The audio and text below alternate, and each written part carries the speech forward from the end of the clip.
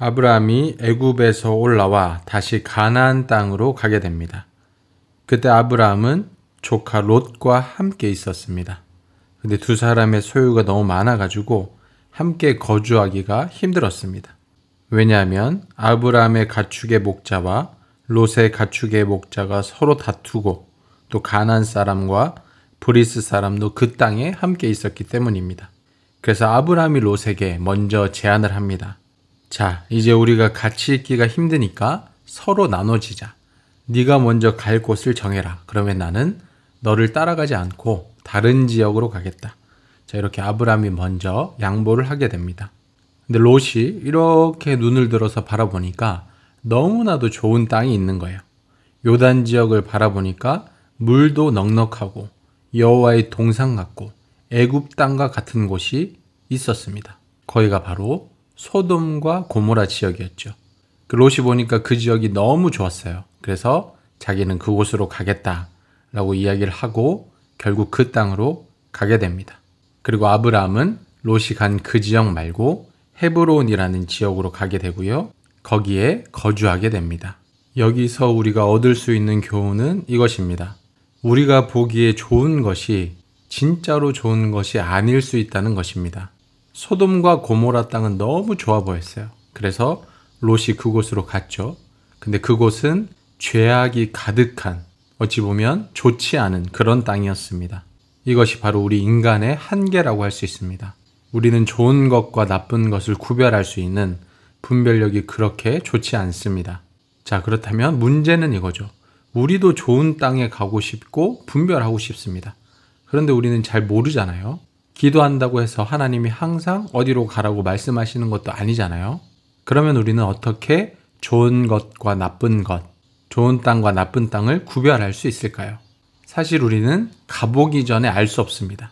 물론 하나님이 그 전에 막으신다면 가장 좋겠지만 만약에 막지 않으신다면 우리는 가서 직접 경험해보고 판단하는 방법밖에 없습니다. 그래서 우리에게 요구되는 것은 뭐냐? 우리가 그렇게 가서 직접 경험을 해보고 만약에 이게 아니다. 그러면 그 땅을 포기할 수 있어야 합니다. 내가 어떤 선택을 했는데 선택을 하고 보니 하나님께서 별로 기뻐하시지 않을 것 같다. 그러면 과감히 그 선택을 포기할 수 있어야 합니다. 그 땅을 나올 수 있어야 되고요. 그 선택을 취소할 수 있어야 합니다. 그래야지 우리는 하나님께서 기뻐하시는 삶을 살아갈 수가 있습니다.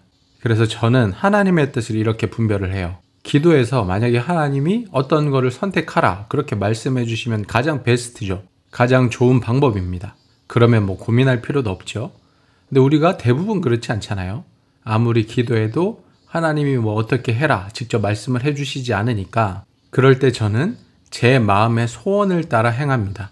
물론 그 마음의 소원이 악하거나 죄악된 것이 아닐 경우에만 그렇습니다. 그럴 때는 내 마음에 주시는 마음의 소원도 하나님께서 주시는 거라고 생각을 해요. 그래서 일단 마음의 소원대로 행합니다. 그런데 만약에 그렇게 선택하고 행한 것을 하나님께서 막으셨다. 그러면 저는 그 선택을 포기하고 다른 길을 찾습니다. 그런데 만약 하나님께서 그 길을 계속해서 갈 수 있도록 평안하게 인도하신다. 그러면 그걸 하나님의 뜻이라고 인정하죠. 그렇게 저는 하나님의 뜻을 분별하면서 살아갑니다. 사실 이 방법은 바울이 썼던 방법이거든요. 바울이 전도 여행을 할 때 물론 하나님께서 이쪽으로 가라 저쪽으로 가라 말씀해 주실 때도 있었습니다. 그런데 그렇지 않을 경우에 바울은 복음이 전해지지 않은 곳이라면 어디든 갔습니다. 복음이 필요하다고 생각되는 곳은 어디든 갔죠. 그러면 하나님께서 평안하게 인도해 주시든지 아니면 그 길을 막으시든지 그렇게 하셨습니다. 그렇게 사도 바울의 삶을 인도해 주셨습니다. 우리는 매 순간 선택을 해야 됩니다. 이게 하나님의 뜻인가? 하나님의 뜻이 아닌가? 이 선택이 옳은 것인가? 그렇지 않은가? 그런데 우리는 잘 몰라요. 그리고 하나님께서도 매 순간 이렇게 해라 말씀해 주지 않으실 때도 많습니다. 그럴 때는 마음의 소원을 따라 행하시길 바랍니다. 대신에 그 선택이 하나님께서 기뻐하시는 것이 아니다라는 생각이 들면 그 선택을 포기할 수 있어야 합니다. 롯은 제약된 소돔과 고모라 땅에 가서 살았습니다. 근데 자기 스스로 그 선택을 포기하지 못했습니다. 그래서 하나님께서는 결국 천사들을 통해서 롯을 그곳에서 구원해 주시죠. 우리에게 분별력이 있었으면 좋겠습니다. 마음의 소원을 따라 행하되 하나님의 뜻이 아니라면 그 선택을 포기할 수 있는 믿음의 삶을 살아가는 우리 모두가 될 수 있기를 바랍니다.